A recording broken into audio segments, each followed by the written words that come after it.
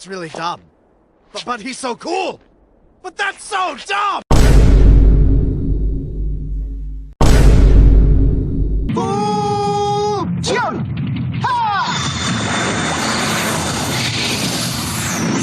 NANI? Oh, hell no! What? What the f- Guys, let's talk about the new update patch and DLC pack 1 as a whole, because some might say the game is now balanced.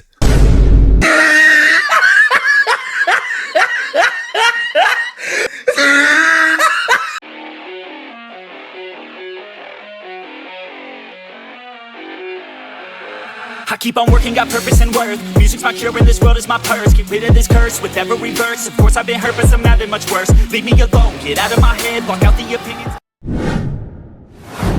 So just before we get on to the topic at hand, I want to say thank you so much for the likes, subscribes, and positive comments towards the channel recently. Like for the past 3 videos, you guys have done amazing. I want to say thank you so much for that.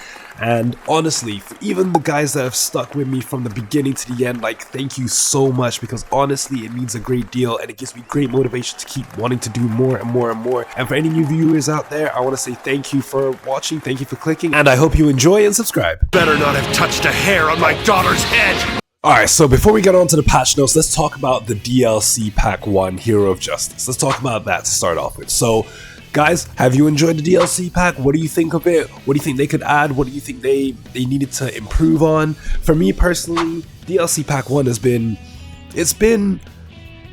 a good start to what they need to improve on for the next DLC, because obviously there's stuff missing from it. Like, we all generally thought we were gonna get the Red Ribbon Army base map, but we didn't, and that was one big thing for me. Like, I thought, okay, cool, new maps are coming, this, that, and the other. And I even thought, you know what, we're 100% getting a new map, because like people have been asking for new maps from the start and all that stuff like that. And I thought, okay, this would be a great way to implement a new map, but we didn't get one. I mean, we got one on Xenoverse 2, but like we didn't get one here. I'm just thinking, well, what's going on? And to think of it, like, I don't see that this would have been a great opportunity to give us a new map as well, which is why I'm like, okay, alright, well, okay, maybe it'll come later on, or I don't know. But yeah, so that was one big thing for me. Let's talk about the characters now. So we've got obviously the main guy, Gohan. Who are you? Yeah! Gohan, okay, I like what they've done with the character. I like the fact that you have to be in ultimate form in order to get Beast. You can't just go from base to Beast, because obviously Beast Gohan's a level 9, it would be broken if you could just do that, because people would just literally save up their skill points and just go straight into Beast.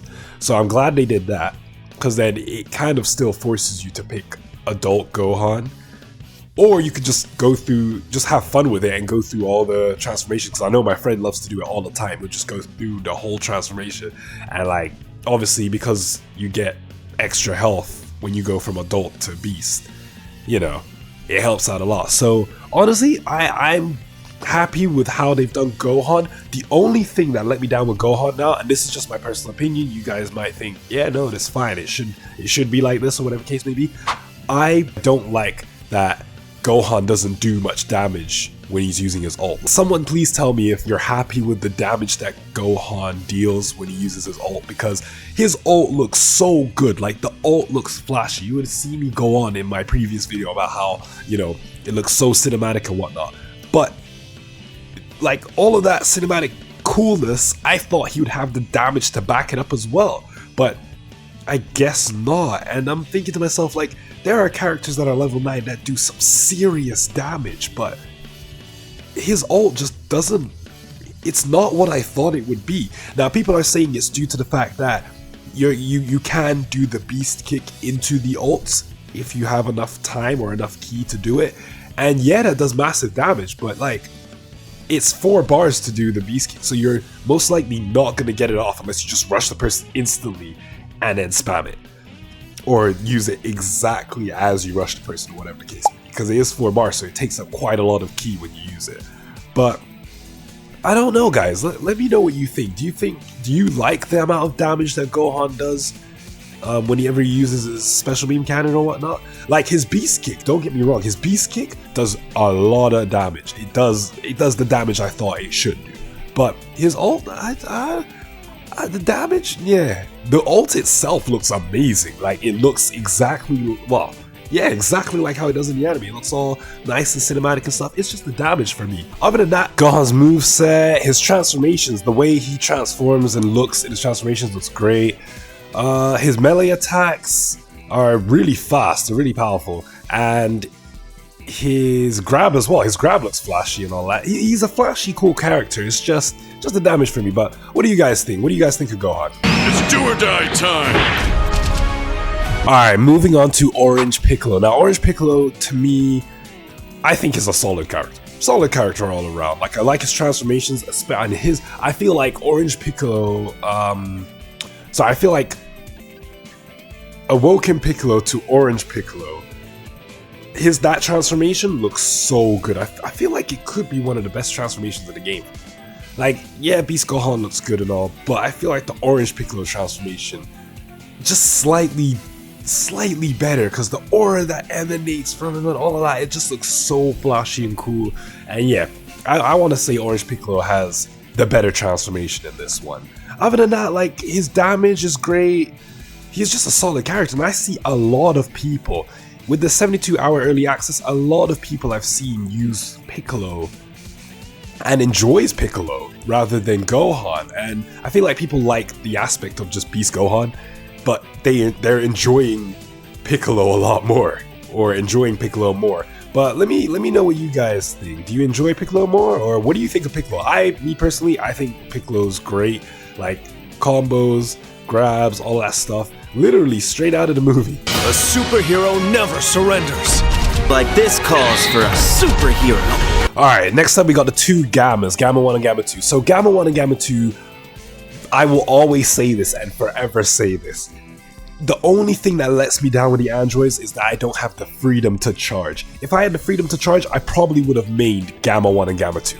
But due to the fact that I don't have the freedom to charge, I just can't main them, but they are very fun to play with, especially Gamma 2 and, you know, his ult, Comet, I can't remember what it's called, but yeah, his ult and Gamma 1, they're just really cool, flashy characters, and they're just really fun to use. And the barriers as well, I really like the barriers. And funny enough, if you check out my prediction video, I actually predicted their movesets with I think I was wrong about the kick that Gamma 1 does.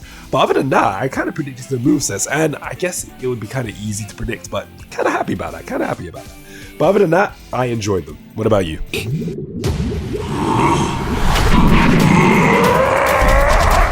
As a fellow creation of Dr. And last but not least, we have Cell Max. Now, I ain't gonna lie to you, I played Cell Max once, and that's just to see what he looks like, what his moves can do, how much damage he does. And overall, for a giant character, he's good, but I don't use giant characters like that. So for you giant mains and all that stuff, let me know how he plays to you. To me, he just plays like every other giant character, to be honest. His ultimate probably does a little bit more damage, but other than that, he just looks like a regular giant character, plays like a regular giant character. Like I say, I don't use giant characters like that, I'll be honest with you. But it does look like he came straight from the movie, so I'm happy about that. His moves do look cool and, you know, reminiscent to what he did in the movie, so I'm happy with him, I guess, as a giant character.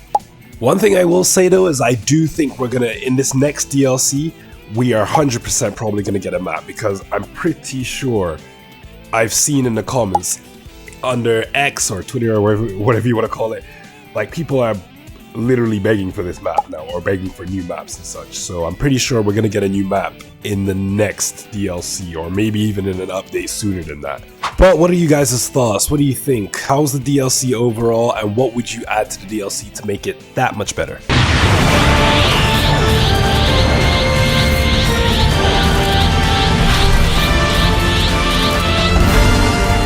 Alright guys, so moving on to the new update patch that we got alongside the DLC, well, alongside the early access of the DLC, What do you guys think? Do you think the game is now balanced?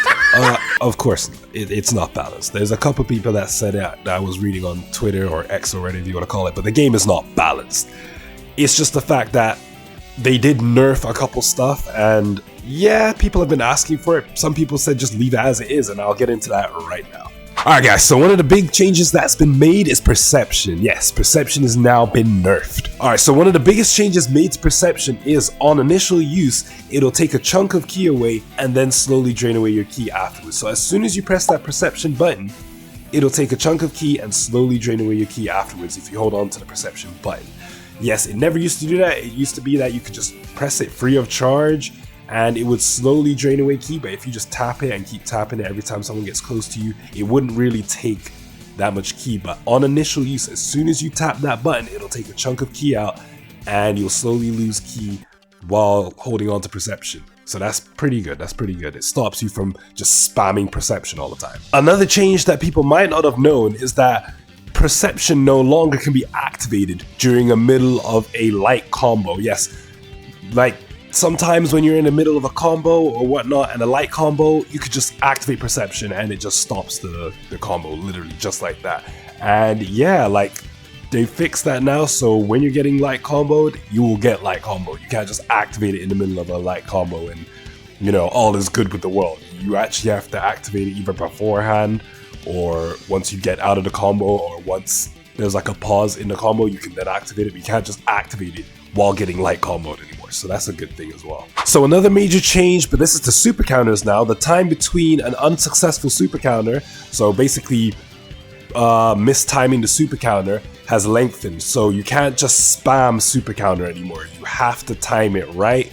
Otherwise, you have to wait a longer period of time before you could do the button combination again, or before it registers the button combination again. So no more spamming super counters now. Now, another major change is to the skill Wild Sense. Yes, Wild Sense has been nerfed to upon activation, which costs 2 skill points, I believe. So upon activation, it will teleport you behind a person like normal. You'll hit them, but the damage that the person receives is a lot less than what it used to before. It used to do a lot of damage beforehand. Now they've nerfed it so it does significantly less. So just keep that in mind when you use Wild Sense. So for my Super Saiyan 4 Goku players, yes, you've got a major buff to the skill All I Need Is 5 Seconds. Now, instead of it just only giving you the buffs, it recovers all your ki. It recovers all your ki no matter how low it is, and that's great because if you can get that off and have enough time to pull off an ultimate or something like that within the 5 seconds, you're doing great. The damage you're doing is amazing. You're blessed. So yeah, a buff to Super Saiyan 4 Goku's All I Need Is 5 Seconds, giving you full ki. And that's just some of the changes and patches they've done to the game. Honestly, in my opinion, I'm loving the fact that they're taking our feedback into consideration and implementing it into these patches and such alongside the DLC. And it's just great steps towards the future, because obviously the game is not perfect, but they are trying to make it as great as possible, and you can see that by them listening to our feedback and such. So I want to thank them for that. Other than that, guys, what do you think of the state of the game so far? Do you like it? Do you not? Is there a lot more to improve on, or are you satisfied with how the game is at the minute? Let me know in the comment section down below. But like I said, other than that, like, subscribe, comment, and share. Stay saucy, stay sweet, and I will catch you in the next video in a bit.